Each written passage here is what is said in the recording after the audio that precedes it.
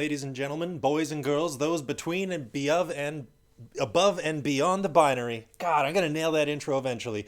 It is Thursday, May 21st of 2020, and you bet your whole horse is bedtime, brother. Hi, everybody. Welcome. Welcome. Welcome. Please be welcome. I welcome you. My name's Colin, and this is Brother Bedtime, where we read bedtime stories for big and little kids. And even just big and little people too. We don't discriminate here. You can be a large or a small or even just a regular old medium-sized person, animals, rocks. If you have any pet rocks, feel free to get them all cozied up and get ready for story time. Oh boy, how you all doing? As I mentioned earlier during the pre-show, our pre-show music was one of my favorite artists, David Byrne, who's the frontman of a well-known band called the Talking Heads, but he's also got a lot of solo stuff too in the more recent years.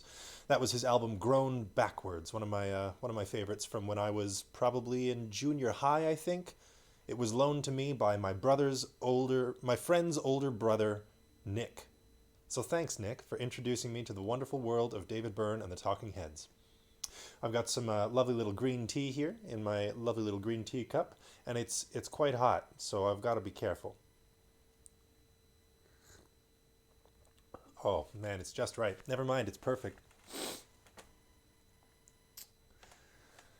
Oh, we're going to be continuing on with Prince Caspian by C.S. Lewis tonight, the fourth in the series, although I believe it was the second book to be written. The order that they are laid out, 1, 2, 3, 4, 5, 6, 7, is not the order that they were written in. The first book to be written was The Lion, the Witch, and the Wardrobe, and I believe this one came second, although I can't guarantee that. I'm not 100% sure. The previous books that we've read were The Horse and His Boy and The Magician's Nephew, and I believe The Magician's Nephew was written second to last? I'm not quite sure. Anyways, all of that information is readily available through a quick jaunt to your local Wikipedia. When we left our adventurers, they were still hearing a story from the strange dwarf that they had rescued from King Miraz's soldiers. And this part of the tale told of Prince Caspian's desperate midnight flight to escape said treacherous uncle's long and gross fingers, who wanted to throttle him or possibly poke him with something sharp and dangerous.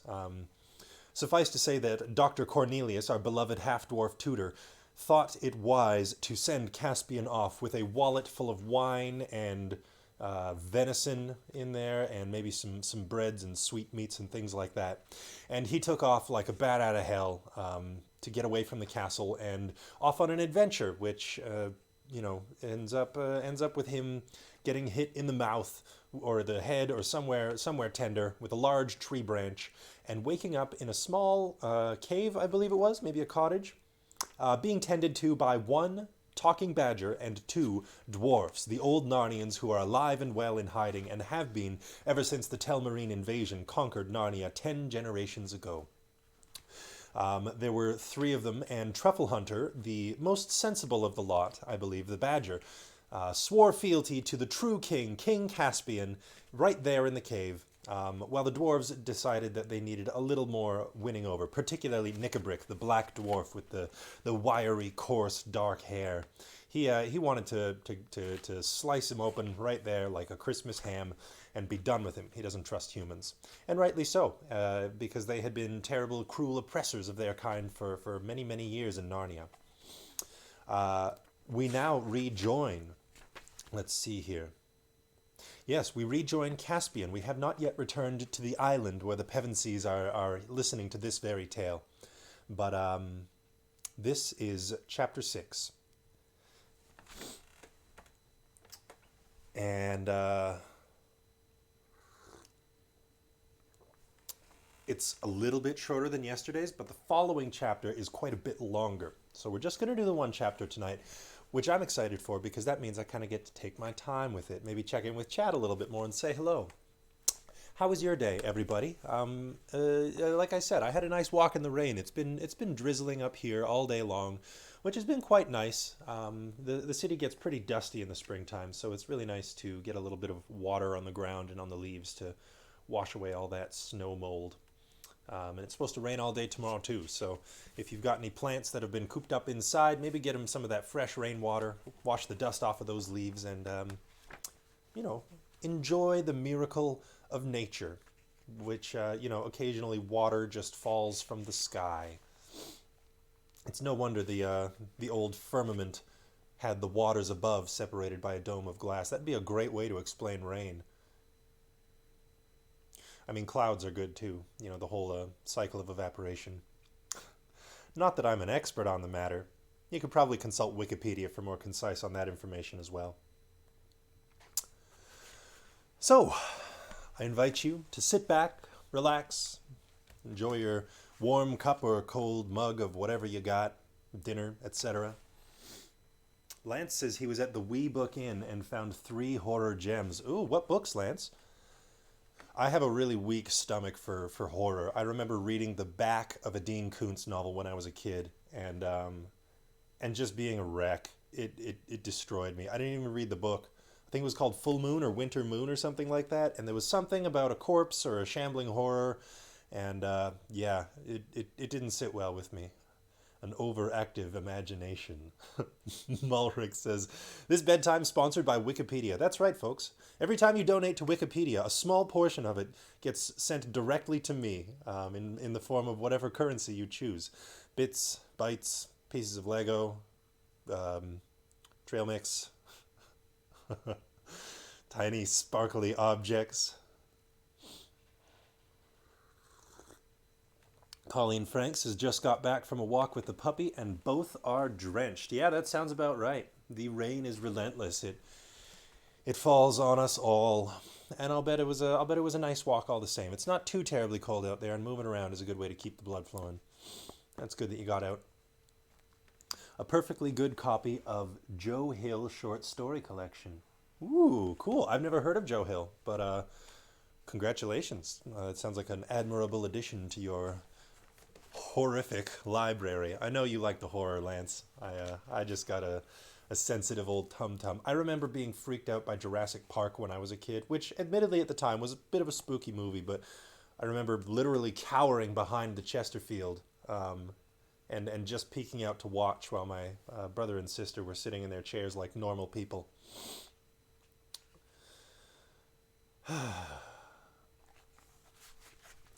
Chapter 6. The People That Lived in Hiding. Now began the happiest times that Caspian had ever known. On a fine summer morning, when the dew lay on the grass, he set off with the badger and the 2 dwarves, up through the forest to a high saddle in the mountains, and down onto their sunny southern slopes, where one looked across the green wolds of Archenland. "We will go to the 3 bulgy bears," said Trumpkin.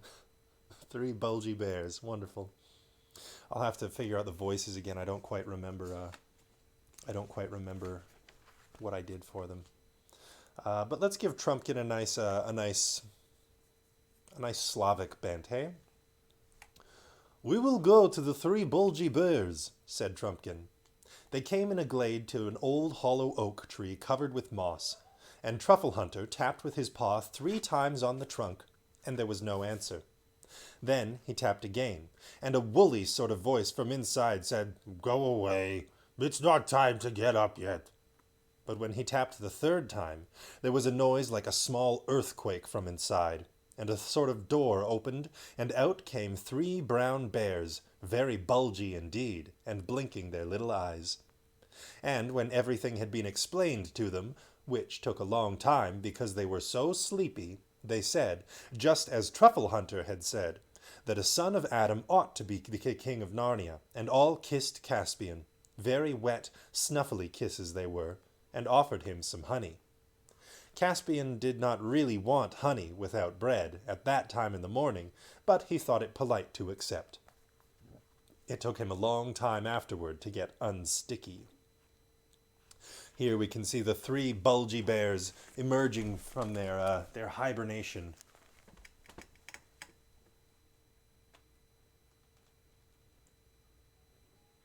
looking for all the life like friendlier versions of the Goldilocks bears, and perhaps slightly bulgier as well. After that, they went on till they came among tall beech trees, and Truffle Hunter called out, Pattertwig, Pattertwig, Pattertwig. Oh, I don't know about this Slavic thing. We'll see if it sticks. And almost at once, bounding down from branch to branch till he was just above their heads, came the most magnificent red squirrel that Caspian had ever seen. He was far bigger than the ordinary dumb squirrels which he had sometimes seen in the castle gardens. Indeed, he was nearly the size of a terrier, and the moment you looked in his face you saw that he could talk. Indeed, the difficulty was to get him to stop talking, for, like all squirrels, he was a chatterer. He welcomed Caspian at once, and asked if he would like a nut, and Caspian said thanks, he would. But as Pattertwig went bounding away to fetch it, Truffle Hunter whispered in Caspian's ear, "Don't look. Look the other way. It's very bad manners among squirrels to watch anyone going to his store, or to look if you wanted to know where it was." Then Pattertwig came back with the nut, and Caspian ate it, and after that Pattertwig asked if he could take any messages to other friends. "For I can go nearly everywhere without setting foot to the ground," he said. Truffle Hunter and the dwarves thought this a very good idea, and gave Pattertwig messages to all sorts of people with queer names, telling them all to come to a feast and council on Dancing Lawn at midnight 3 nights ahead. And you'd better tell the 3 Bulgies, too," added Trumpkin. "We forgot to mention it to them." Their next visit was to the 7 brothers of Shuddering Wood. Trumpkin led the way back to the saddle, and then down eastward on the northern slope of the mountains, till they came to a very solemn place among rocks and fir trees. They went very quietly, and presently Caspian could feel the ground shake under his feet, as if someone were hammering down below. Trumpkin went to a flat stone about the size of the top of a water butt, whatever a water butt is, and stamped on it with his foot. After a long pause, it was moved away by someone or something underneath, and there was a dark, round hole with a good deal of heat and steam coming out of it, and in the middle of the hole the head of a dwarf very like Trumpkin himself. There was also a long talk here, and the dwarf seemed more suspicious than the squirrel or the bulgy bears had been, but in the end the whole party were invited to come down. Caspian found himself descending a dark stairway into the earth, but when he came to the bottom, he saw firelight. It was the light of a furnace. The whole place was a smithy. A subterranean stream ran past on one side of it. 2 dwarves were at the bellows, another was holding a piece of red-hot metal on the anvil and a pair of tongs. A 4th was hammering it, and 2, wiping their horny little hands on a greasy cloth, were coming forward to meet the visitors. It took some time to satisfy them that Caspian was a friend and not an enemy, but when they did, they all cried, "Long live the king!" And their gifts were noble. Mail shirts and helmets and swords for Caspian and Trumpkin and Knickerbrick. The badger could have had the same if he had liked, but he said he was a beast, he was, and if his claws and teeth could not keep his skin whole, it wasn't worth keeping. The workmanship of the arms was far finer than any Caspian had ever seen, and he gladly accepted the dwarf-made sword instead of his own, which looked, in comparison, as feeble as a toy and as clumsy as a stick. The 7 brothers, who were all red dwarves, promised to come to the feast at Dancing Lawn. A little farther on, in a dry, rocky ravine, they reached the cave of 5 black dwarves. They looked suspiciously at Caspian, but in the end, the eldest of them said, "If he is against Miraz, we'll have him for king." And then the next oldest said, "Shall we go farther up for you, up to the crags? There's an ogre or 2, and a hag that we could introduce you to, up there." "Certainly not," said Caspian. "I should think not, indeed," said Truffle Hunter. "We want none of that sort on our side." Knickerbrick disagreed with this, but Trumpkin and the badger overruled him. It gave Caspian a shock to realize that the horrible creatures out of the old stories, as well as the nice ones, had some descendants in Narnia still. You folks will recall that in the Lion, the Witch, and the Wardrobe, the witch queen Jadis allied herself with all sorts of awful beasts, minotaurs and goblins and ghouls and hags and all sorts of nasty, creepy crawlies. It looks like they've been doing just fine in hiding, as well as the rest of this rabble.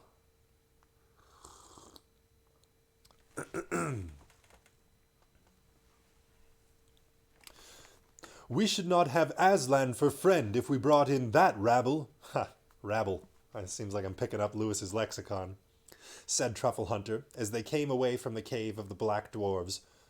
Oh, Aslan, said Trumpkin, cheerily but contemptuously. What matters more is that you wouldn't have me. Do you believe in Aslan? Said Caspian to Knickerbrick. I'll believe in anyone or anything, said Knickerbrick, that'll batter those cursed Telmarine barbarians to pieces, or drive them out of Narnia. Anyone or anything. Aslan or the White Witch. Do you understand? Silence, silence, said Truffle Hunter. You do not know what you are saying. She was a worse enemy than Miraz and all his race. Not to dwarves, she wasn't, said Knickerbrick. Their next visit was a pleasanter one. As they came down lower, the mountains opened out into a great glen, or a wooded gorge with a swift river running at the bottom. The open places near the river's edge were a mass of foxgloves and wild roses, and the air was buzzing with bees. Here Truffle Hunter called again, Glenstorm! Glenstorm! And after a pause, Caspian heard the sound of hooves.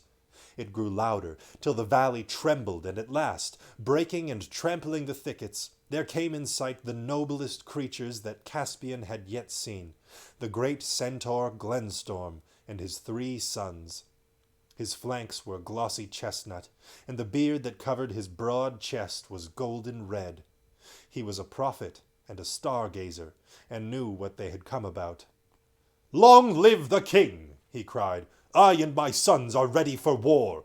When is the battle to be joined? Up till now, neither Caspian nor the others had really been thinking of a war. They had some vague idea, perhaps, of an occasional raid on some human farmstead, or of attacking a party of hunters if it ventured too far into these southern wilds. But, in the main, they had thought only of living to themselves in woods and caves, and attempting to build up Narnia, old Narnia, in hiding. As soon as Glenstorm had spoken, everyone felt much more serious. Do you mean a real war to drive Miraz out of Narnia? Asked Caspian. What else? Said the centaur. Why does your majesty go clad in mail and girt with sword? Is it possible, Glenstorm? Is it possible, Glenstorm? Said the badger. The time is ripe, said Glenstorm. I watch the skies, badger, for it is mine to watch, as it is yours to remember. Tarva and Alambil have met in the halls of high heaven, and on earth a son of Adam has once more arisen to rule and name the creatures. The hour has struck. Our council at the dancing lawn must be a council of war. He spoke in such a voice that neither Caspian nor the others hesitated for a moment. It now seemed to them quite possible that they might win a war, and quite certain that they must wage one. As it was now past the middle of the day, they rested with the centaurs, and ate such food as the centaurs provided, cakes of oaten meal, and apples, and herbs, and wine, and cheese. I really like that all of these talking animals and fantastic creatures, they all eat cheese and wine and have the secrets of forging and cooking all to their own. They've got this wonderful sort of innate knowledge of what we would call, per se, human technology. Just Mom, hello, welcome to the show, Just Mom. Jamie Jam says, Carl wants to say he loves your sign-on phrase. It's bedtime, brother. What up, Jamie? Yeah, me and Jamie have been having some really fun chats about about the Chronicles of Narnia on Facebook. I'm so glad you made it, Jamie. Welcome. Yay, Space Jam. Also, what up, Carl? Carl is a pilot. He's a baller. He's also good at computers. Hi, Carl. Oh, man. Where was I? I got excited because friendship. Ah, yes. Cakes of oaten meal, and apples, and herbs, and wine, and cheese. The next place they were to visit was quite near at hand, but they had to go a long way round in order to avoid a region in which men lived. That sounds like me trying to stay off White Ave during the pandemic. It was well into the afternoon before they found themselves in level fields, warm between hedgerows. There, Truffle Hunter called at the mouth of a little hole in a green bank, and out popped the last thing Caspian expected, a talking mouse.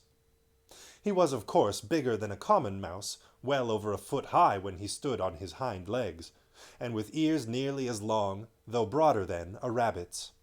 His name was Reepicheep, and he was a gay and martial mouse. He wore a tiny little rapier at his side, and twirled his long whiskers as if they were a mustache. "There are 12 of us, sire," he said with a dashing and graceful bow, "and I place all the resources of my people unreservedly at your majesty's disposal." Caspian tried hard, and unsuccessfully, not to laugh. But he couldn't help thinking that Reepicheep and all his people could very easily be put in a washing basket and carried home on one's back. Here we have a lovely little rendition of our gay and martial mouse Reepicheep. Eat your heart out, Puss in Boots. This guy'd give him a run for his money. Guaranteed. There was also another picture on the other page of Pattertwig that I neglected to share with all y'all. Where are you, Pattertwig? There he is. Hello! Excitable chap. Can I get it to focus? Pretty please?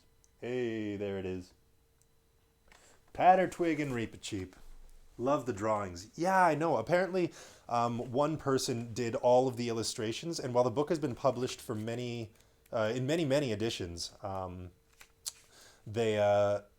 most of them feature the same illustrations. I wonder if I have in here illustrations by Pauline Baines. I'm not sure if she's done any other work, but yeah, they're so lovely. They're so charming.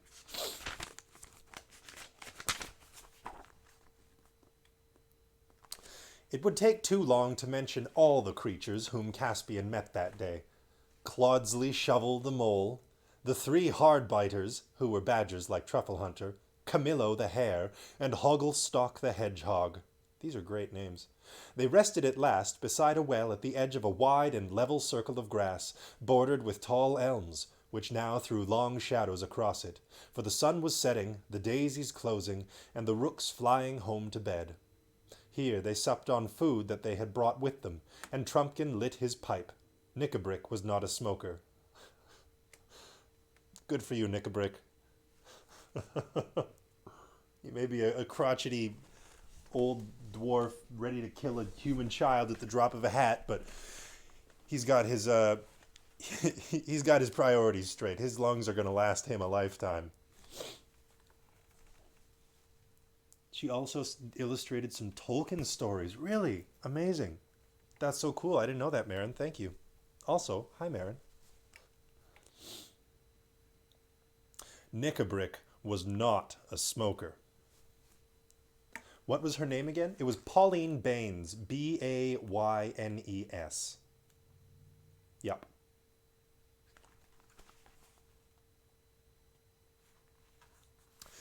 "Now," said the badger, "if only we could wake the spirits of these trees in this well, we should have done a good day's work." "Can't we?" said Caspian. "No," said Truffle Hunter, "we have no power over them. Since the humans came into the land, felling forests and defiling streams, the dryads and naiads have sunk into a deep sleep. Who knows if they will ever stir again? And that is a great loss to our side. The Telmarines are horribly afraid of the woods, and once the trees moved in anger, our enemies would go mad with fright, and be chased out of Narnia as quick as their legs could carry them." "What imaginations you animals have," said Trumpkin, who didn't believe in such things. "But why stop at trees and water? Wouldn't it be even nicer if the stones started throwing themselves at old Miraz?" The badger only grunted at this, and after that there was such a silence that Caspian had nearly dropped off to sleep when he thought he heard a faint musical sound from the depth of the woods at his back. Then he thought it was only a dream and turned over again, but as soon as his ear touched the ground he felt or heard, it is hard to tell which, a faint beating or drumming. He raised his head. The beating noise at once became fainter, but the music returned, clearer this time. It was like flutes. He saw that Truffle Hunter was sitting up, staring into the wood. The moon was bright. Caspian had been asleep longer than he thought. Nearer and nearer came the music, a tune wild and dreamy, and the noise of many light feet, till at last, out of the wood into the moonlight, came dancing shapes such as Caspian had been thinking of all his life. They were not much taller than dwarves, but far slighter and more graceful. Their curly heads had little horns, the upper part of their bodies gleamed naked in the pale light, but their legs and feet were those of goats. "Fawns!" cried Caspian, jumping up, and in a moment they were all round him. It took next to no time to explain the whole situation to them, and they accepted Caspian at once. Before he knew what he was doing, he found himself joining in the dance. Trumpkin, with heavier and jerkier movements, did likewise, and even Truffle Hunter hopped and lumbered about as best he could. Only Knickerbrick stayed where he was, looking on in silence. The fawns footed it all round Caspian to their reedy pipes. Their strange faces, which seemed mournful and merry all at once, looked into his.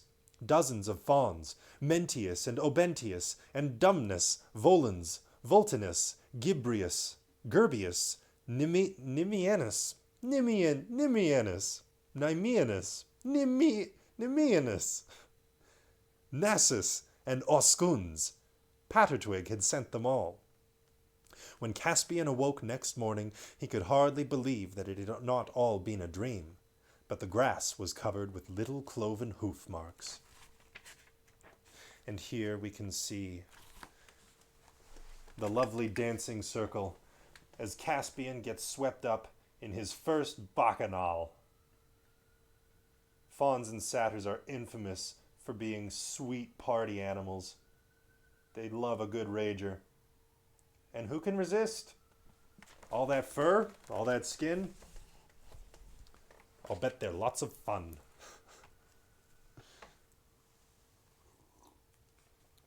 Oh, mercy. Well, that brings us up to 9 o'clock, everybody.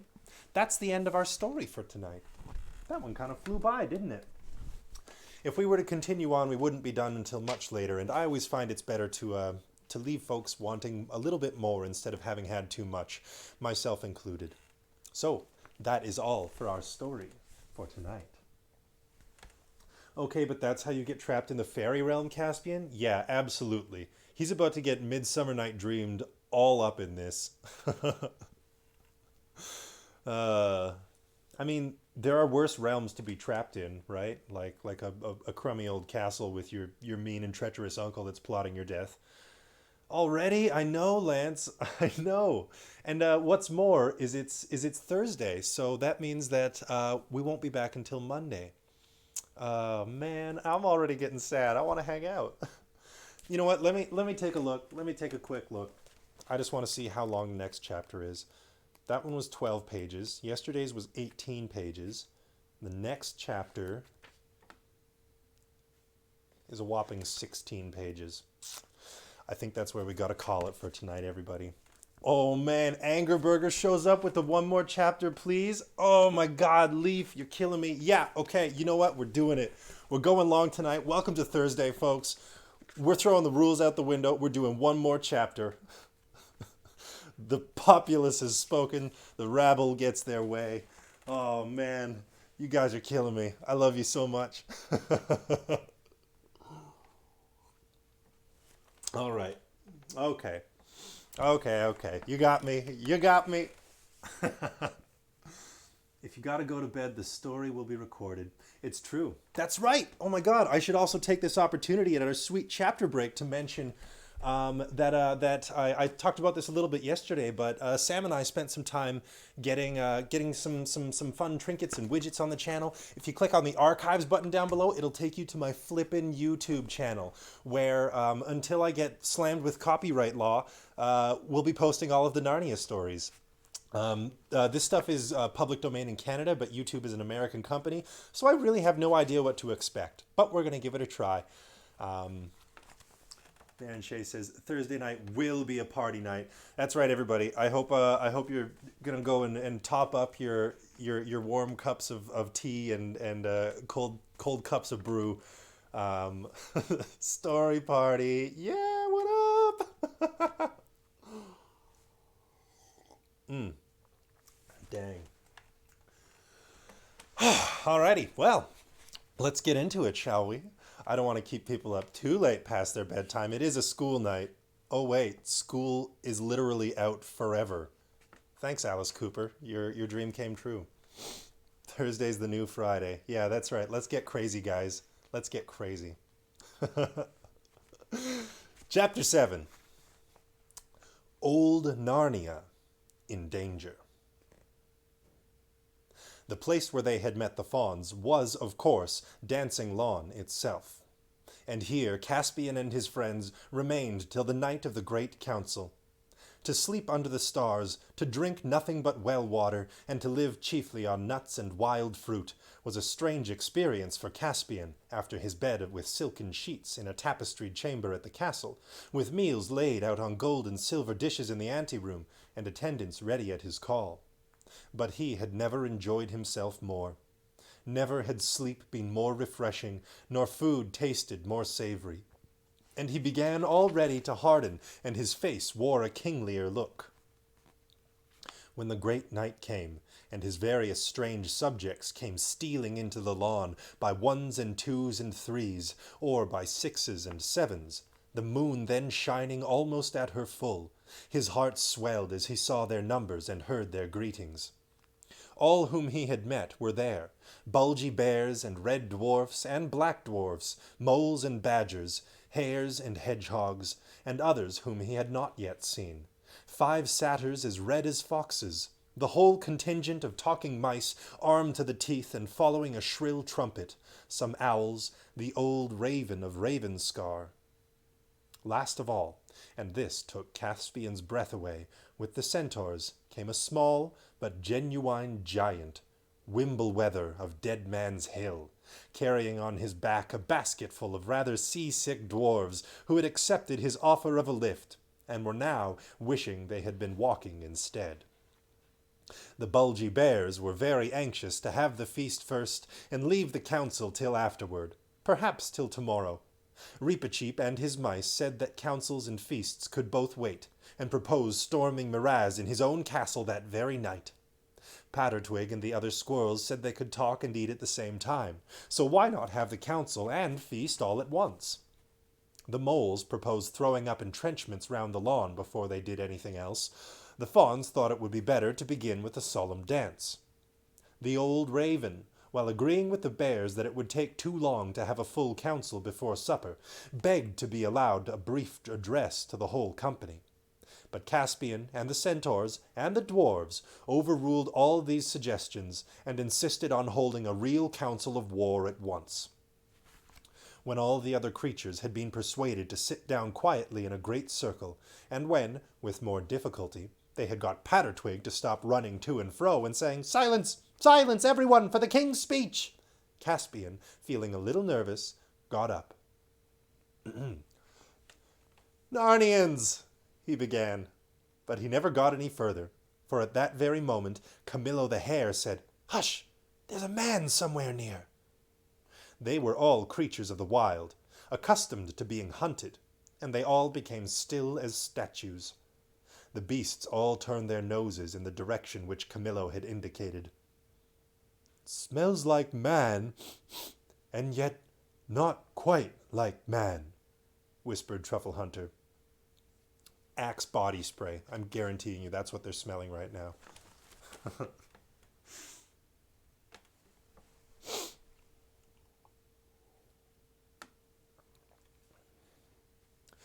It's getting steadily nearer, said Camillo. 2 badgers and you 3 dwarfs, with your bows at the ready, go softly off to meet it, said Caspian. We'll settle 'un, said a black dwarf grimly, fitting a shaft to his bowstring. Don't shoot it if it's alone, said Caspian. Catch it. Why? Asked the dwarf. Do as you're told, said Glenstorm the centaur. Everyone waited in silence while the 3 dwarves and 2 badgers trotted stealthily across the trees on the northwest side of the lawn. Then came a sharp dwarfish cry. Stop! Who goes there? And a sudden spring. A moment later, which Caspian knew well, could be heard saying, all right, I'm unarmed. Oh, wait a second. All right, I'm unarmed. Take my wrists if you like, worthy badgers, but don't bite them right through. I want to speak to the king. Dr. Cornelius, said Caspian with joy, and rushed forward to greet his old tutor. Everyone else crowded round. Pah, said Knickerbrick, a renegade dwarf, a half and halfer. Shall I put my sword through its throat? Be quiet, Knickerbrick, said Trumpkin. The creature can't help its ancestry. Well spoken. This is my greatest friend and the savior of my life, said Caspian, and anyone who doesn't like his company may leave my army, at once. Dearest doctor, I am glad to see you again. However did you find us out? By a little use of simple magic, your majesty, said the doctor, who was still puffing and blowing from having walked so fast.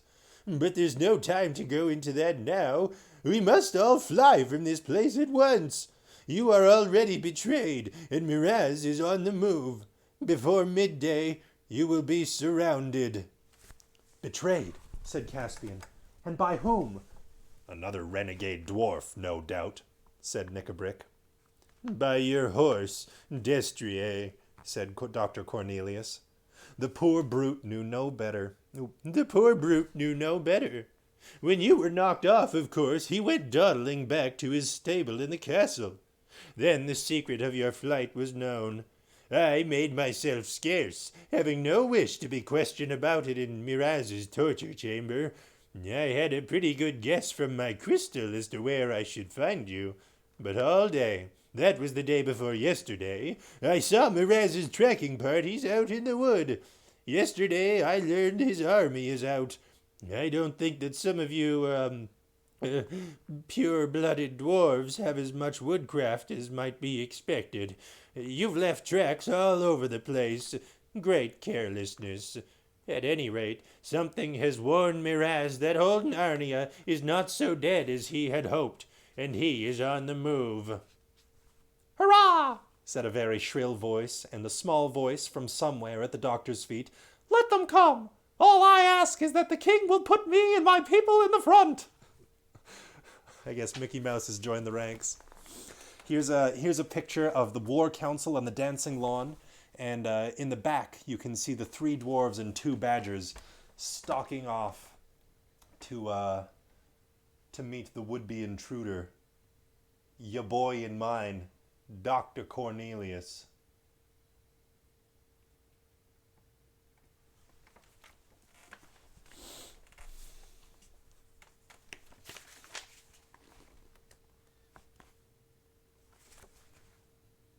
What on earth? Said Dr. Cornelius. Has your majesty got grasshoppers or mosquitoes in your army? Then, after stooping down and peering carefully through his spectacles, he broke into a laugh. By the lion, he swore, it's a mouse! Signor Mouse, I desire your better acquaintance. That's a straight-up reference to Midsummer Night's Dream. Oh my god, I love it. I am honored by meeting so valiant a beast. My friendship you shall have, learned man, piped Reepicheep. And any dwarf or giant in the army who does not give you good language shall have my sword to reckon with. Is there time for this foolery? Asked Knickerbrick.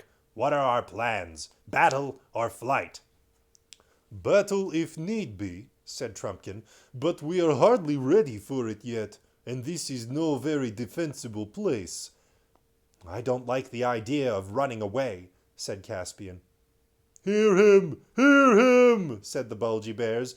"Whatever we do, don't let's have any running, especially not before supper, and not too soon after it neither." Oh boy, I'm starting to figure out how those bears got so bulgy. "Those who run first do not always run last," said the centaur. "And why should we let the enemy choose our position instead of choosing it ourselves? Let us find a strong place." "That's wise, your majesty, that's wise," said Truffle Hunter. "But where are we to go?" asked several voices. "Your majesty," said Dr. Cornelius, "and all you variety of creatures, I think we must fly east and down the river to the great woods. The Telmarines hate that region. They have always been afraid of the sea, and of something that may come over the sea. That is why they have let the great woods grow up. If traditions speak true, the ancient Cair Paravel was at the river mouth. All that part is friendly to us and hateful to our enemies. We must go to Aslan's How." "Aslan's How?" said several voices. "We do not know what that is." "It lies within the skirts of the great wood, and it is a huge mound which Narnians raised in very ancient times over a very magical place where there stood, and perhaps still stands, a very magical stone. The mound is all hollowed out into galleries and caves, and the stone is in the central cave of all. There is a room in the mound for all our stores, and those of us who have most need of cover and are most accustomed to underground life can be lodged in the caves. The rest of us can lie in the wood. At a pinch, all of us, except this worthy giant, could retreat into the mound itself, and there we should be beyond the reach of every danger, except famine." "It is a good thing we have a learned man among us," said Truffle Hunter. But Trumpkin muttered under his breath, "Soup and celery. I wish our leaders would think less about these old wives' tales and more about victuals and arms." But all approved of Cornelius's proposal, and that very night, half an hour later, they were on the march. Before sunrise, they arrived at Aslan's How.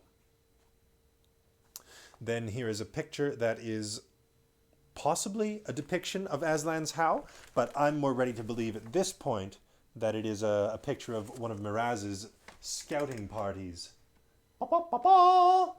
There's some flags with a couple of pennants, some jaunty-looking blokes with a couple of spears, a few trees for good measure. That's a very fine sketch, if I do say so myself. It was certainly an awesome place. Yeah! A round green hill on top of another hill, long since overgrown with trees, and one little low-down doorway leading into it.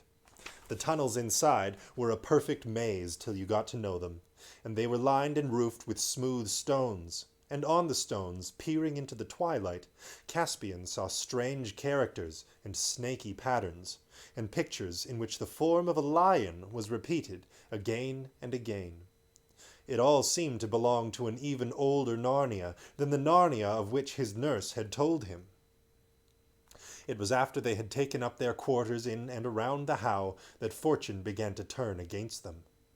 King Miraz's scouts soon found their new lair, and he and his army arrived on the edge of the woods. And as so often happens, the enemy turned out stronger than they had reckoned. Caspian's heart sank as he saw company after company arriving. And though Miraz's men may have been afraid of going into the woods, they were even more afraid of Miraz. And with him in command, they carried battle deeply into it, and sometimes almost to the How itself. Caspian and other captains, of course, made many sorties into the open country. Thus there was fighting on most days, and sometimes by night as well. But Caspian's party had, on the whole, the worst of it. At last, There came a night when everything had gone as badly as possible, and the rain which had been falling heavily all day had ceased at nightfall, only to give place to raw cold. That morning Caspian had arranged what was his biggest battle yet, and all had hung their hopes on it. He, with most of the dwarves, was to have fallen on the king's right wing at daybreak, and then, when they were heavily engaged, giant Wimbleweather, with the centaurs and some of the fiercest beasts, was to have broken out from another place and endeavoured to cut the king's right off from the rest of the army. But it had all failed. No one had warned Caspian, because no one in these later days of Narnia remembered that giants are not all that clever. Poor Wimbleweather, though as brave as a lion, was a true giant in that respect. He had broken out at the wrong time, and from the wrong place, and both his party and Caspian's had suffered badly and done the enemy little harm. The best of the bears had been hurt, a centaur terribly wounded, and there were few in Caspian's party who had not lost blood. It was a gloomy company that huddled under the dripping trees to eat their scanty supper. The gloomiest of all was giant Wimbleweather. Oh my God. Oh my God, I'm getting so emotional. Wimbleweather, no. Oh, you poor old fool. What have you done? He knew it was all his fault. He sat in silence, shedding big tears, which collected on the end of his nose and then fell off with a huge splash on the whole bivouac of the mice, who had just been beginning to get warm and drowsy. They all jumped up, shaking the water out of their ears and wringing their little blankets, and asked the giant in shrill but forcible voices whether he thought they weren't wet enough without this sort of thing. And then other people woke up and told the mice that they had been enrolled as scouts and not as concert party, and asked why they wouldn't keep quiet. And Wimbleweather tiptoed away to find some place where he could be miserable in peace, and stepped on somebody's tail, and somebody, they said afterward it was a fox, bit him. And so everyone was out of temper. Oh, man, Wimbleweather, here he is. I think we've all had moments in our life where all we want to do is creep away and be miserable in peace. And here's Wimbleweather, shedding his giant tears of grief. Oh no, if only I wasn't such a clod. Oh. Oh, I have a real soft spot for huge idiots.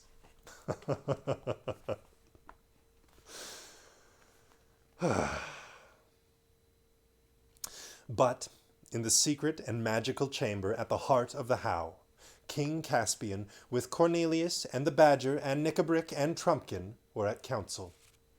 Thick pillars of ancient workmanship supported the roof.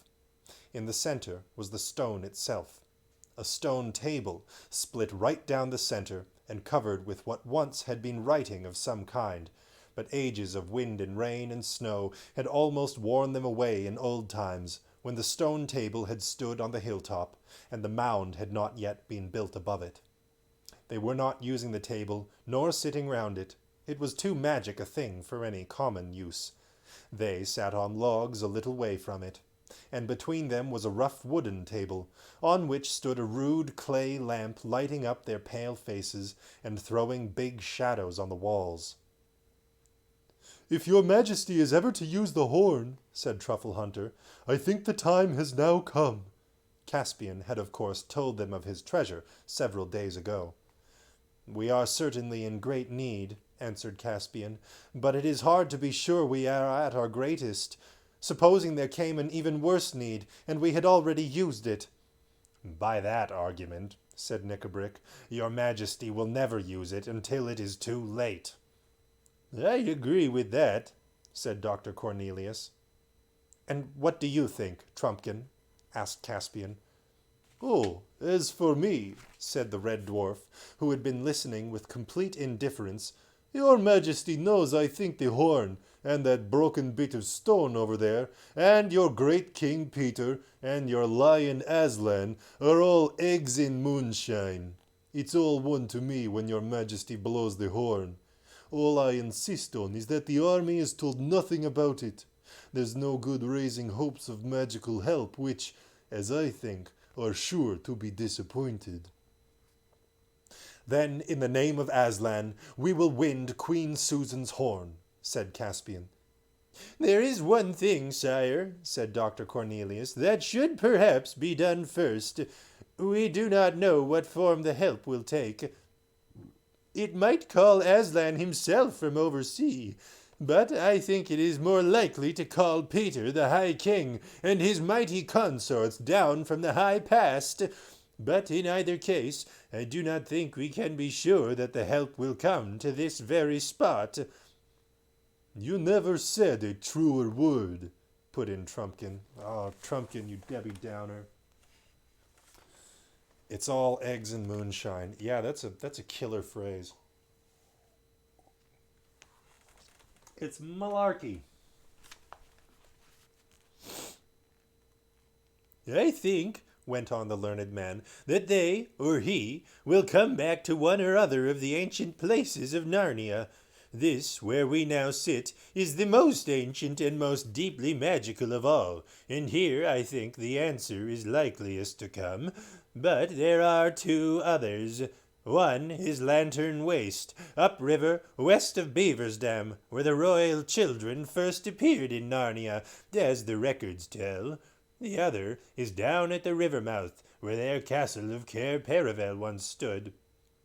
And if Aslan himself comes, that would be the best place for meeting him, too, for every story says that he is the son of the great emperor over the sea, and over the sea he will pass.